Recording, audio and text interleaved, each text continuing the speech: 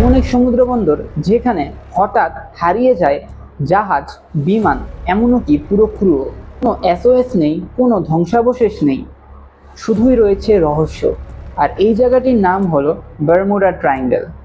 Bermuda Triangle Atlantic ওশেনের একটি এলাকা যা ফ্লোরিডা, বারমুডা এবং পুয়ের্তো রিকোকে যুক্ত করে একটি ত্রিভুজ তৈরি করেছে।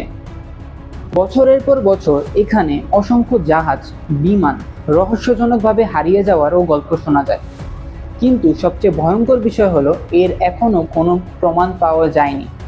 1945 সালে আমেরিকার 5টি যুদ্ধবিমান ফ্লাইট 19 একটি ট্রেনিং মিশনে বের হয়েছিল।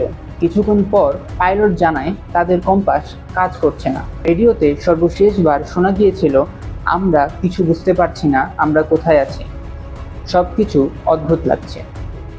এরপরে পুরো বিমানটি চিরতরে হারিয়ে যায়।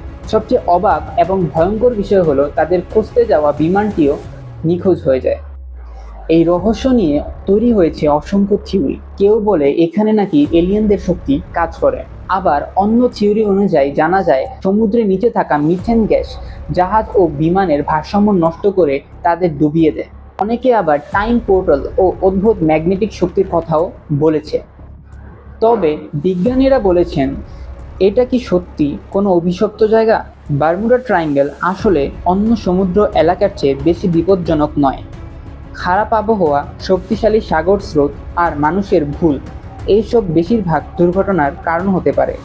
তবুও আজ পর্যন্ত বারমুডা ট্রায়াঙ্গেলের রহস্য পুরোপুরি সমাধান করা হয়নি। তাহলে বারমুডা ট্রায়াঙ্গেল সত্যি কি কোনো অভিশপ্ত জায়গা, নাকি মানুষের কল্পনায় তৈরি হয়েছে এই রহস্য?